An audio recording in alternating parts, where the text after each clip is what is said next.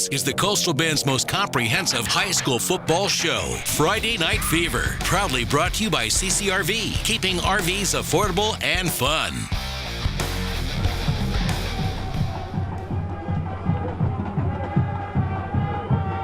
Hi, good evening, everybody. Welcome to Warrior Stadium, the Friday Night Fever. Alan Harwell with Paul Alexander, our game of the week. Tulosa Midway playing host to Port Lavaca.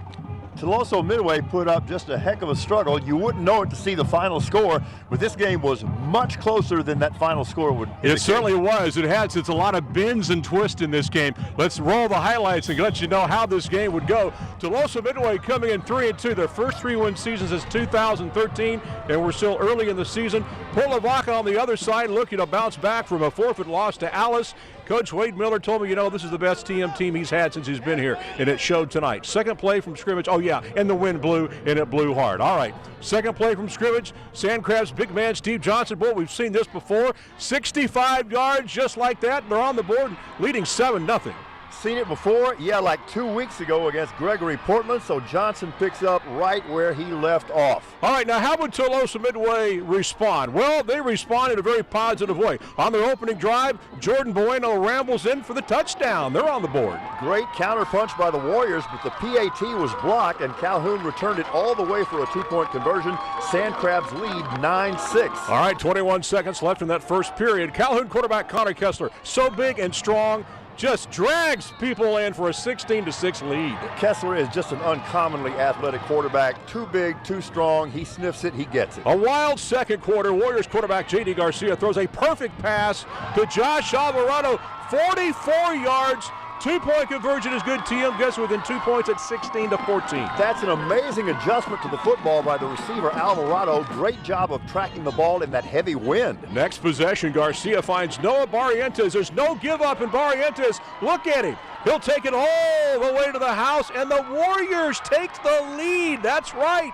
They're winning at this point, 20-16. Can't say enough about the effort by Barrientos, but also horrible pursuit angles by the Port Lavaca secondary. All right, now the Sandcrabs would score again to take the lead. On the last play of the first half, just when it appeared TM might regain the lead, Port Lavaca with a monster INT here, 77 yards. Unfortunate turn of events right before halftime. Both Calhoun cornerbacks, Chambers and Jarius Stewart, are just outstanding. Calhoun by 10 at halftime at 30-20.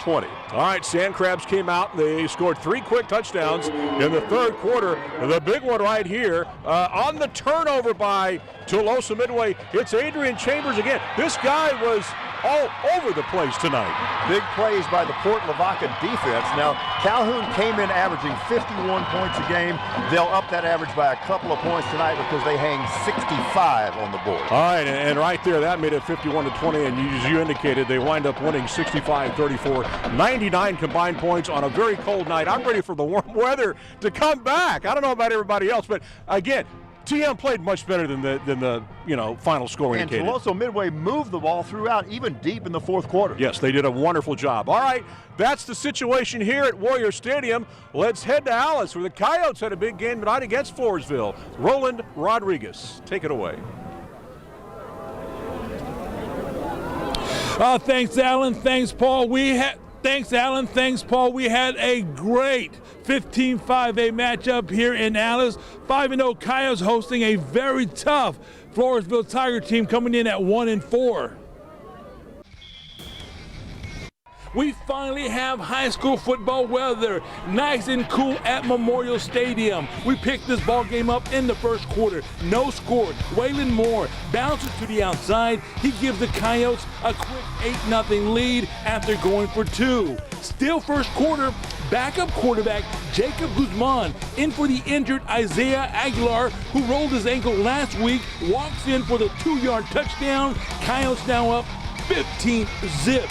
Coach Kyle Atwood's team not done. Guzman has all day. Hits Waylon Moore, who can run all day. That's a 50-yard hookup, his 5th touchdown of the year. It's a 21-0 ball game. Second quarter, Marshall Mack gets into the action. Touchdown. Alice up 28-0 at the half. And Alice would hold on to take the victory 28-21. They will travel next week to take on a very competitive Somerset team. Now joining us tonight is the head coach himself, Mr. Kyle Atwood. Coach, congratulations on the win, but second half was a total different team. First half, you guys came out and played some serious fundamental football. Second half, mistakes and penalties really hurt y'all. No, absolutely. We came out hot, exactly what we talked about in the locker room pre-game, that we need to start the thing off hot, and we did. But it's a 48-minute game, so you can't play for only 24 and expect to be victorious at the end. Luckily, late in the fourth quarter, we got some stops. We moved the ball a little bit, but still didn't get the ball in the end zone the second half. So there's a lot of things that we're going to try and improve on at film session tomorrow. We have to mention that several touchdowns were called back on penalties. So the good thing is we know we can score. We just got to put it all together. Yeah, absolutely. But obviously you've got to stay away from penalties. Penalties and turnovers kill any football team. And I think we're in the end zone 3 times tonight that they're called back for penalties. And I don't think any of them were missed calls. I think that we committed those penalties. So we've got to improve in that area. All right, Coach. Really appreciate it. Congratulations. Hey, great game. Next week's off to Somerset. Alan? All right, Roland, thank you very much. Big game in Alice tonight, a big game here, but it's all Port Lavaca tonight, 65-34. If somebody's going to beat Port Lavaca, it's going to have to be in a shootout, because I don't think anybody is going to be able to stop them. It's going to be a wild one. We will have more of the Fever right after this quick timeout.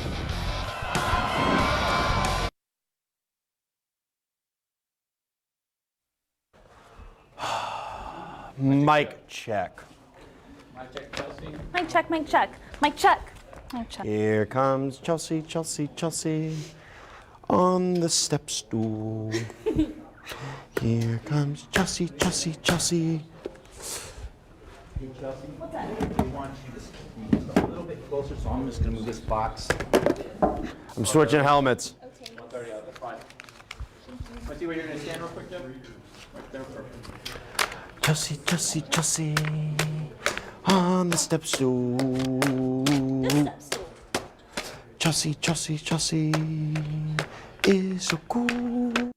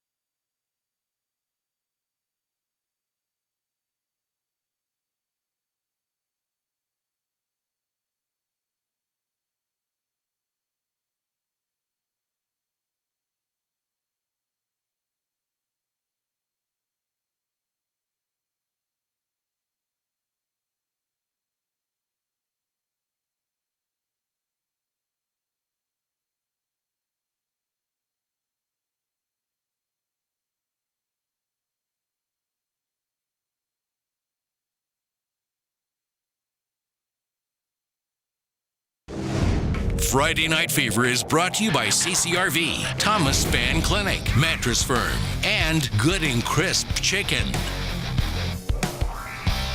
All right, welcome back to the Friday Night Fever. We're live at Warrior Stadium tonight, where Port Lavaca put on quite a show, beating Tolosa Midway 65-34. Very, very strong football team, talking about the Sand Crabs right now. And looking ahead maybe to that game between Port Lavaca and Cal Allen. Boy, I can't wait for that one. That's going to be a wild one. We had other wild games tonight, and Jeff Dubroff and Chelsea Torres has you covered. Let's head back to the studio. Thanks, Alan. Now, a game that we want to look ahead to the next week, but don't overlook this week. Flower Bluff and Miller, they're on a collision course right now for what could be an epic game in Week 8, but they could not fall into the trap games tonight. Let's start with Flower Bluff playing host to Victoria East, and this is a team, they are good. Preston Wilkie going to make the catch, and there he goes along the sideline, going to be pushed out of bounds, and it's going to set up Isaac Miles. He is so good, proving this year he might be one of the best players in all of South Texas. Here he goes again on the handoff. He's going to find the hole, shakes off a defender. He's down at the 17-yard line. And how about now his counterpart, This is going to be Will Roberts finding his way in. No, that's Bryce Hall, excuse me. He's going to find the way in, but now Alan Jimenez getting in for the Titans. Final score, though, Flower Bluff, they don't fall into the trap. 57-28 is your final. Moving on, here's Miller playing host to King over at Buck Stadium. We get there in the second quarter. Here goes Josiah King. Nice cutback, breaks loose, he's off. It looks like he's going to score, gets past the secondary. Great effort, though, from the strong safety tackling him. Then he's going to find the end zone on the goal line. I lost him here. It was a good play. Josiah King into the end zone. It is a close game, but here comes the 2-minute drill for Miller. McCully and Williams, the sophomore, stepped up this year. 21-13, clock ticking, but Andrew Body, he's going to find Cassius Clay, makes a move, and stiff arm, get off me. Touchdown, Miller. This offense is so dangerous. They win 65-13. The stage is set for Miller and Flower Bluff next week. But over in District 15, Division 5A, Division 2, there was another big game. How about, oh wait, we actually have another game. This is Somerset and Gregory Portland. Look at this. Moving on, there's a field goal, 3-0. Joe Sauceda on the handoff. And here comes GP, Nathan Bowden. He's going to take this. No, this is Joe Sauceda again. 10-0 GP. They're moving against Somerset right now. Kaleem Goldsby, he's going to break loose down inside the 10-yard lines. And it's going to set up Jeremy Barker to Jude Wiggins. Gregory Portland gets the win. 31-21 is the final. Keep on going now. How about Carroll and Victoria West? Now, this was an emotional night for the Carroll Tigers. As we know, head coach Stacy Selby of the volleyball team passed away last night. Head coach Juan Rodriguez looking for a win from his team on this night. Here comes Jonathan Buckner, though, of Victoria West. He's going to get down inside the 10. Donovan Harris, he's going to make an easy touchdown run. And it just wasn't the greatest night for Carroll. They fall. Final score, 50-6. Now we pitch over to Chelsea after the break.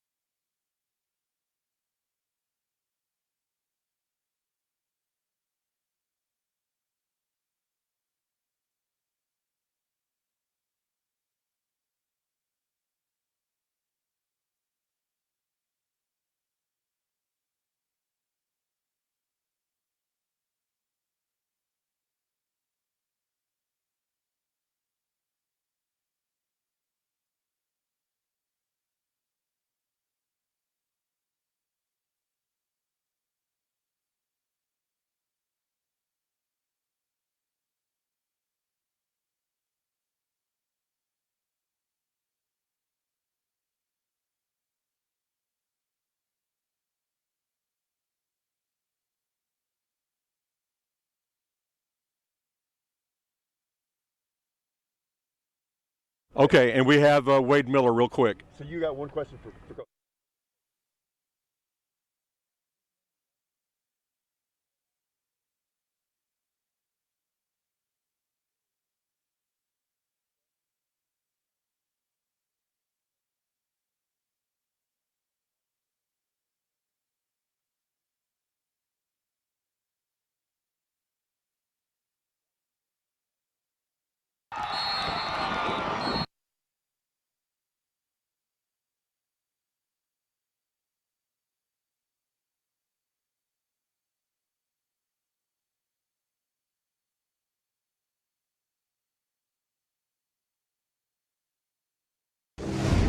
Friday Night Fever is brought to you by CCRV, Thomas Fan Clinic, Mattress Firm, and Good and Crisp Chicken.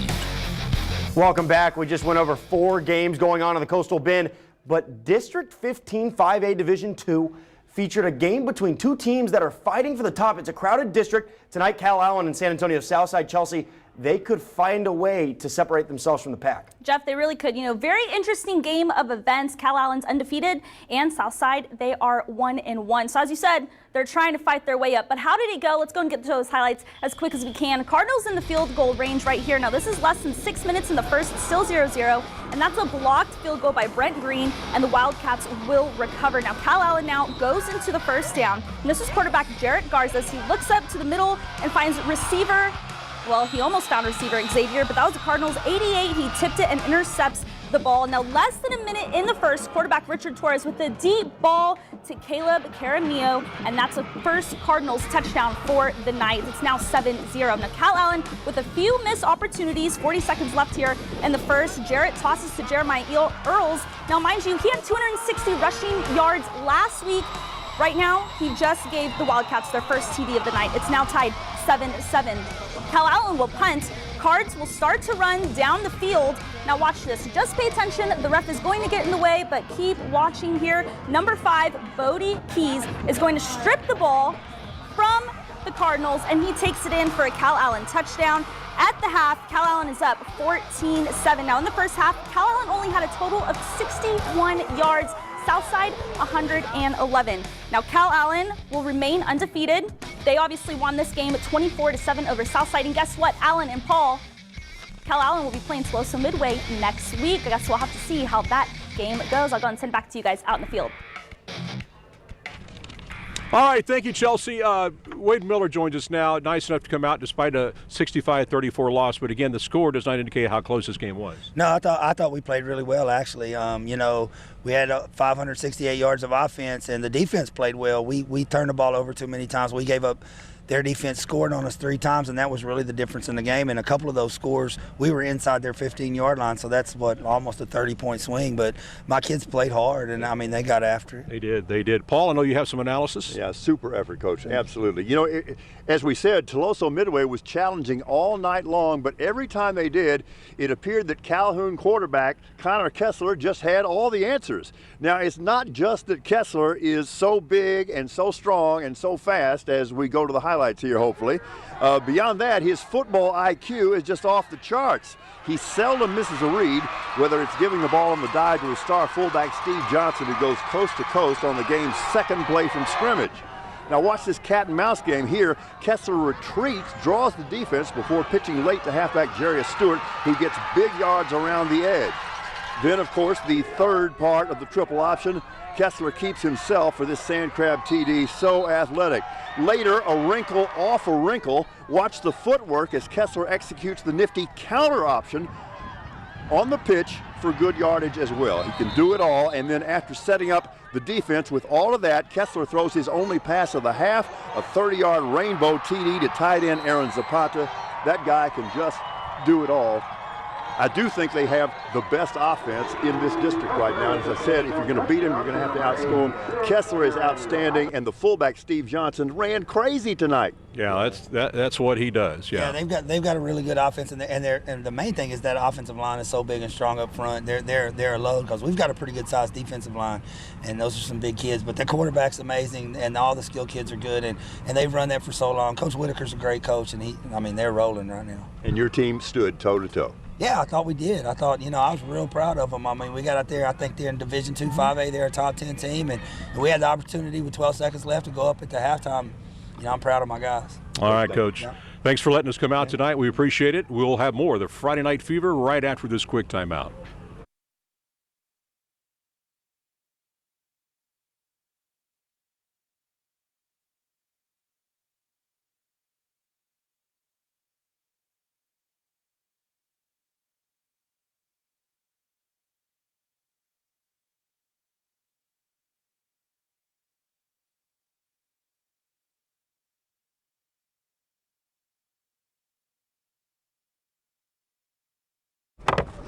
Got it.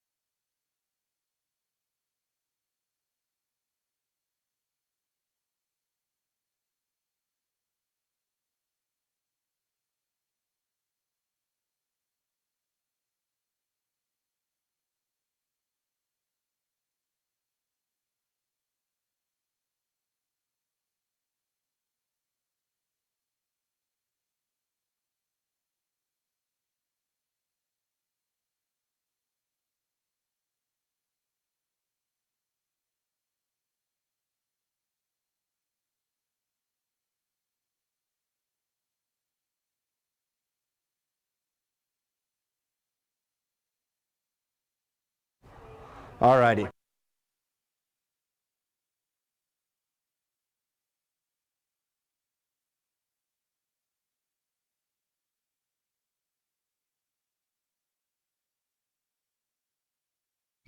Rapid fire, here we go. Beeville defeats Lavernia 49-28. They remain undefeated. Rockport Fulton over Sinton 41-27. Ingleside up 44-0 in the fourth over Robstown. Same thing with Mathis. They're in the fourth, 46-3 over Bishop. Odom defeats Hebronville 9-7. Santa Gertrudis Academy falls to Falfurrias 32-3. London defeats Banquetti 32-6. Refugio 73-0 over Riviera Coffer. George West defeats San Diego 21-14. Freer defeats Ben Bolt 29-14. So St. John Paul II falls to San Antonio Holy Cross 9-0. I'm out of breath. Alan and Paul, you finish this thing strong. All right, we're out of time, I know, for Paul, for Alan. Thanks for watching. We'll see you next week. Have a great weekend, everybody.